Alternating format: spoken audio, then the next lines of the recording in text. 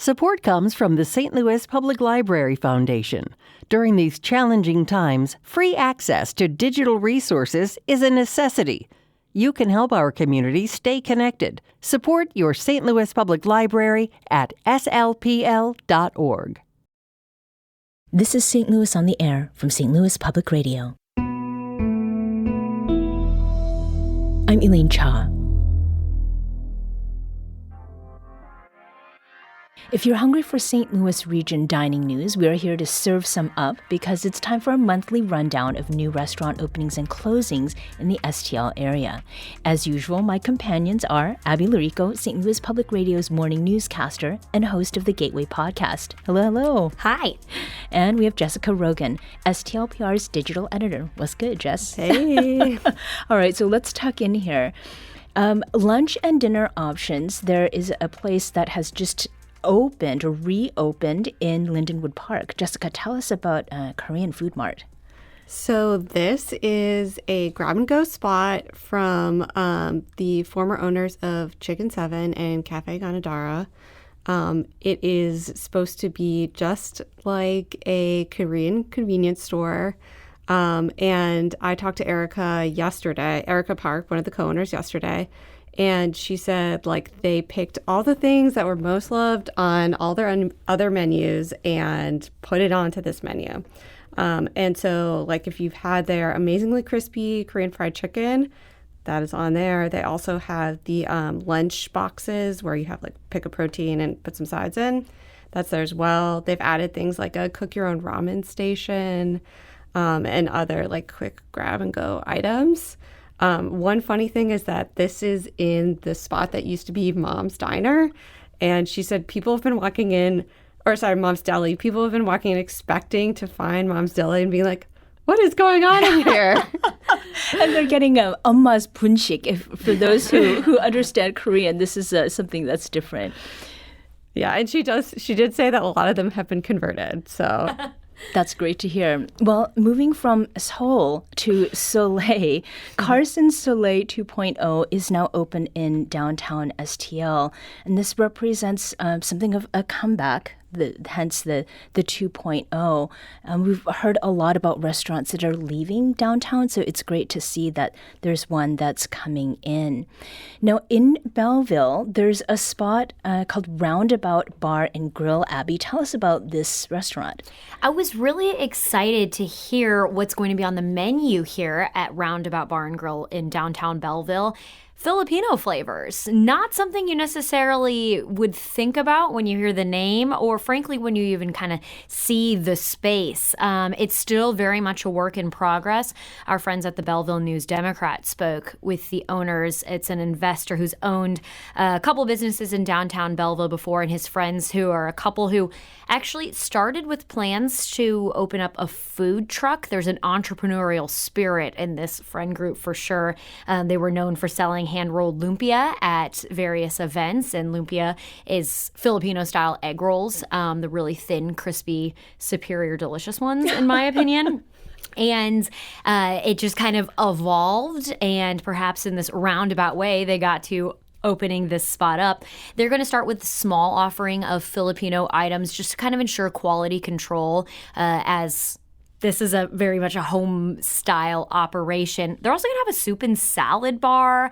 They want it to be family-friendly, and they're actually having among their draft beers, they're having some conversations with local breweries about a Filipino-style house beer that they might put on tap there as well eventually. So not just San Miguel.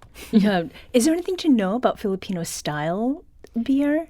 Kind of a Pilsner-y style. It's San Miguel is the most popular thing that you can get at like Global Food Mart and whatnot. And yeah, kind of light, but like, I don't know, it has that kind of ale Pilsner like flavor profile. It sounds I would say, refreshing. Yeah. I think that's what it comes down to. Well, in the spirit of talking amongst us about new places that have opened, we also get tips from our colleagues as well as our friends. And Lara Hamdan, who is our engagement editor, hipped us to Aldar in Wildwood. It is a restaurant that just had its soft opening this weekend. It's now open. And apparently it is the first Yemeni restaurant in Missouri. So that's what we think. There are Yemeni coffee shops. We've talked about this, but this is the first sit down, have the big meal experience. So I checked out the menu, and I love lamb, and there's lamb all over this menu. Also spice and rice, yes please. And for those who are not familiar, Yemeni cuisine, there's a lot of slow cooking methods that are used, abundant spices like fenugreek and cumin, cardamom and turmeric are some of those, and the communal eating tradition, which I personally love. That is something that will be on offer now in Wildwood. Before we move on, there's a spot in Chesterfield that is the opening of a new location. It's Oaxaca Margarita Bar and Grill. Their other location is in Edwardsville. Is there something of a trend maybe with Mexican spots that are expanding into counties surrounding St. Louis? I think it just shows that everyone likes to eat Mexican food. Nothing to complain about there. Well, moving from lunch and dinner, let's go back to breakfast. There's a reopening that people have been very excited about. Jessica, tell us about this. You are, of course, referring to Uncle Bill's, which reopened this month on South Kings Highway. A lot of tears were shed when Uncle Bill's announced it was closing last year after more than 60 years. So, we were very curious to see what it would be like. So it got purchased by the brothers who own Garcia Properties, as well as Bud's Pizza and the Golden Hoosier. They spent a year renovating it, doing everything from adding even more wood paneling to new stained glass, chandeliers, really kept that Uncle Bill's vibe to it, on purpose. Ivan Garcia told me that a lot of people have walked in and been like, I remember this. And it's something new. I loved that in your reporting, that quote. That made me laugh. And they also kept the food menu very similar. It's a little pared down because they're not doing dinner. But if you went in there and got some pancakes, which of course you have to, and eggs, you would feel like it was the old Uncle Bill's, just a little bit newer and fresher. Yeah, and just to underscore, it is only open for breakfast and brunch right now. Right now, yeah. So no super late or super early hours, depending on how you look at it yet. But they did say they were thinking about that, how to make that possible. Another reopening happened in the Grove. Abby, tell us about Vincent Van Donuts. This is one that I'm just one of many, many people out there who've been watching what's going to happen with this space.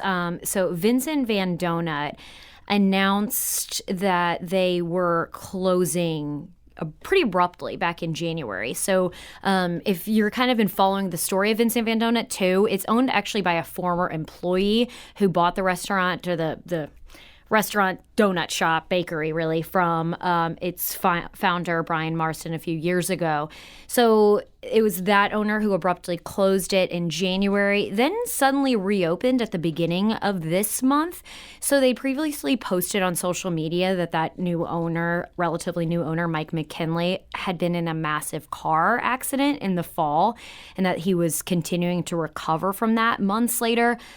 In the reopening post, we actually learned that this was all stemming from a major mental health crisis that Mike had suffered and has been healing from, moving forward from, and he's been focusing on his health and his family. But now he and the team are back at it with big dreams, a lot of gratitude for the community that he's shared on social media, and it really is a community when you think about these kind of neighborhood spots. It becomes part of people's routine, part of people's lives, and wishing the best for Mike and his family as they kind of are able to get on track and have this community to serve him, but also in some ways feed him too. Mm-hmm.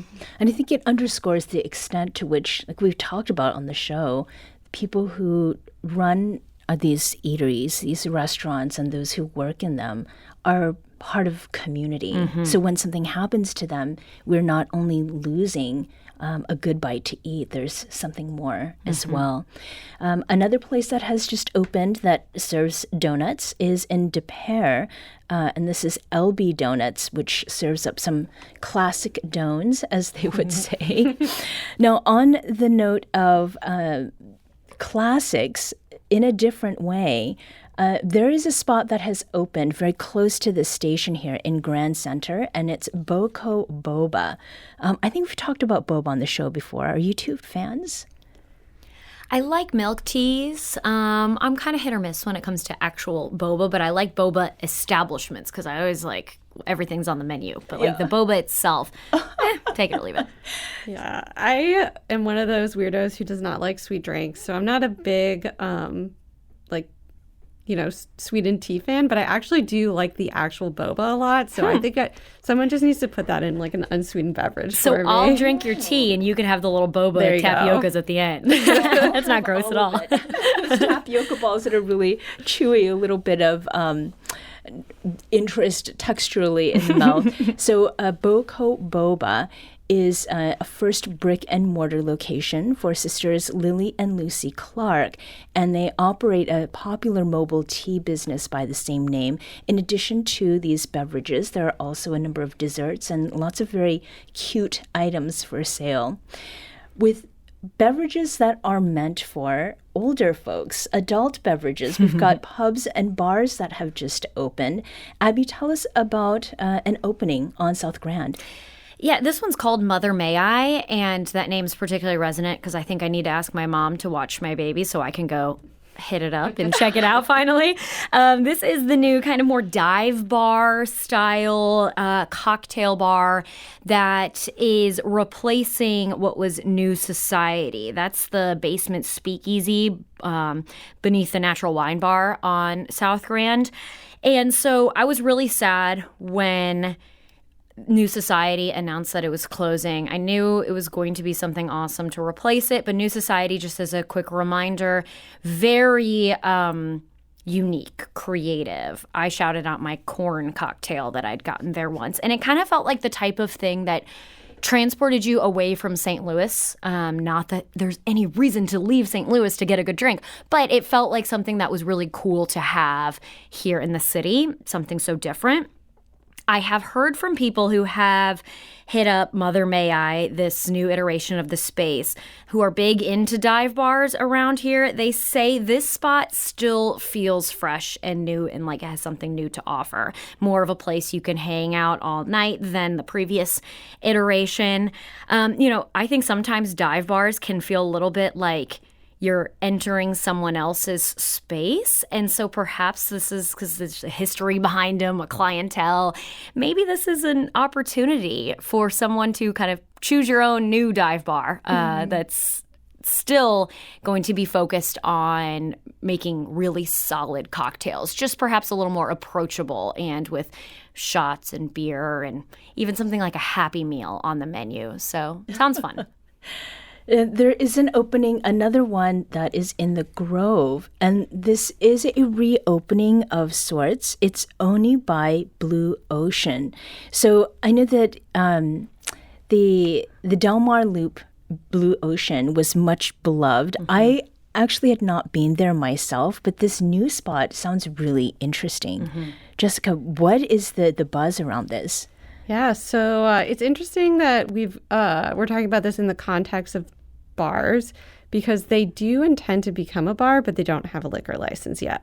So just know if you go right now, you can have some of the vibes of Blue Ocean, which honestly I remember going to like when I moved to St. Louis like 20 years ago and eating their all-you-can-eat sushi lunch.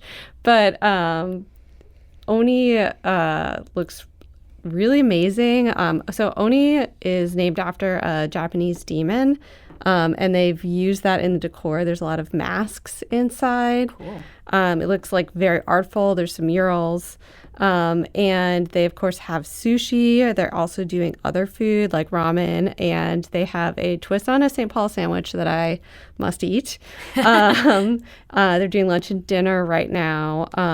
And I think we have all followed this one because they had like a very contentious situation with their previous location where they got kicked out by the landlord after a dispute over like rent from like a previous owner.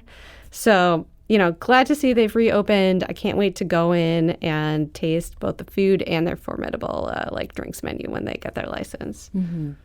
Now, moving on to Meals on Wheels. There's a bench racers now in St. Charles. Abby, tell us about this. Yeah, this is pretty cool to see. It's north of Main Street. I think we talk a lot about specific spaces in St. Charles, but those in the know have long been familiar with this area north of Main Street, known as Frenchtown, kind of 2nd Street, still kind of adjacent to the river, but it's known as Frenchtown, and it's been getting more and more attention in like new spots opening there. So Bench Racers is actually in an old Texaco gas station, and when I say like it's in an old gas station. It's not like how Taco Buddha is now in an old gas station that was a restaurant before that. This like was very much a big project for the owners to convert it to make it this space.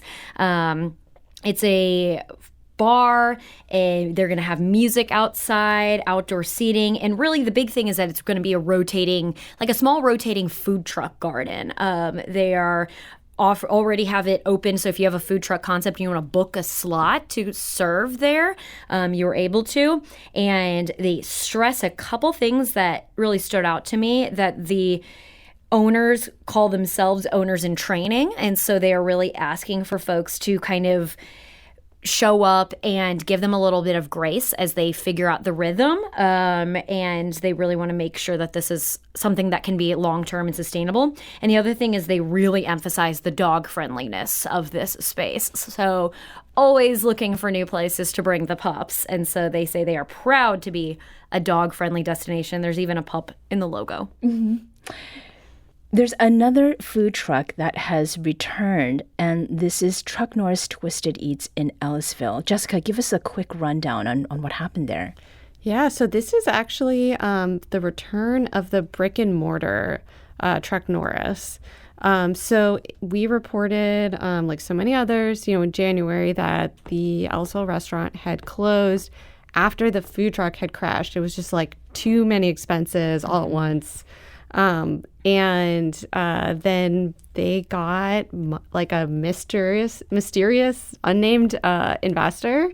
The owner told St. Louis Magazine that this was an angel investor, and that's allowed them to reopen. They did it super quickly. Like that news went out, and they hired a totally new staff and reopened this month. But it's just really exciting to like have that kind of like happy turnaround. Mm-hmm.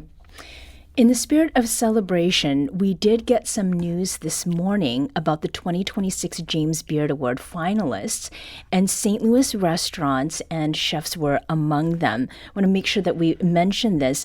The three that were in national categories were Vicia for Outstanding Restaurant, Louis for Outstanding Hospitality, and Robin for Best New Restaurant.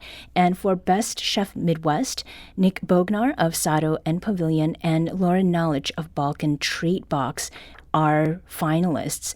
So congrats to you all. Best of luck. Thanks for repping STL. We're going to end on a note about patios because it is, today it's much nicer outside and we're hoping for good weather this spring. What are some of the recommendations that each of you have for the best places for, like, let's start with a best upscale patio? What would your vote be? Jessica? Speaking of those James Beard Award nominees, Vicia has a really beautiful patio in the Central West End. You can enjoy it with even without enjoying their delightful food, but it just makes it all the better. And they grow a lot of the things that they use on the dishes like around that space, and so it's really just like lovely at night. Mm-hmm. How about for you? Any best in patios? Oh, any best in patios. I got to give a quick shout out to Salt and Smoke on Main Street in St. Charles, just because that's in the old Winery of the Little Hills building, and I was glad to see that something approachable opened up there. Speaking of Golden Hoosier earlier, they have a really cool patio set up in the back. It kind of looks like a campsite. It really is designed to be such. And I also really am overdue for a visit to the Bellwether in Lafayette Square. That's a really nice rooftop space. That's lovely. Mm-hmm. You know what's interesting? Those are all great patios, and not one of them was on my patio list. We've got to do a post-show discussion about this because I have so many more. As a person with dogs, I was always looking, so I have quite a list. So is there a dog-friendly and child-friendly patio that you will be going to in the next little bit, Abby? Most recently went to City Park Grill on Morganford. It's just like a restaurant, and that's the best way to describe it. It's like if you're not sure exactly what you're in the mood for and you're not craving a specific kind of cuisine and might want a burger, might want a chicken sandwich, might want a salad, it's always got the best people hanging out there too. It's just a really nice family-friendly, dog-friendly space, and even when my dogs are a little bit too happy to see the wait staff, they're always gentle. Milo's on the hill also has a great child and dog friendly patio, and you can play some bocce ball. Yeah. Any last words on patios? Yes, I'm gonna share my favorite patio in St. Louis, which is Novella Wine Bar. You have to go through the restaurant to see it, so it's kind of secret and out of the way, but really beautiful patio, between the buildings, and great wine imported from the areas of the world that used to be the Soviet, and great food as well. Mm-hmm. Well, I think this calls for an al fresco edition of our roundup sometime. Jessica Rogan is STLPR's digital editor, and Abby Lurico is St. Louis Public Radio's morning newscaster and host of the Gateway podcast. Thanks for coming through today. See you next month. See ya.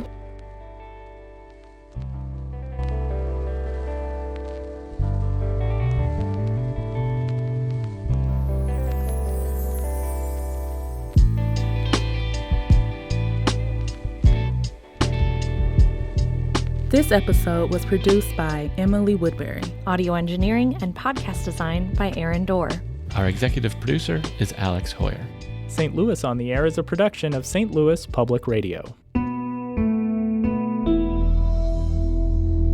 Understanding starts here. Do you find yourself regularly listening to episodes of St. Louis on the Air? Suggest us to a friend you think might enjoy our conversations. And leave us a review and rating on Apple Podcasts on the App Store. It's the simplest way to help people discover our show. Thanks. St. Louis Public Radio is a member-supported service of the University of Missouri St. Louis.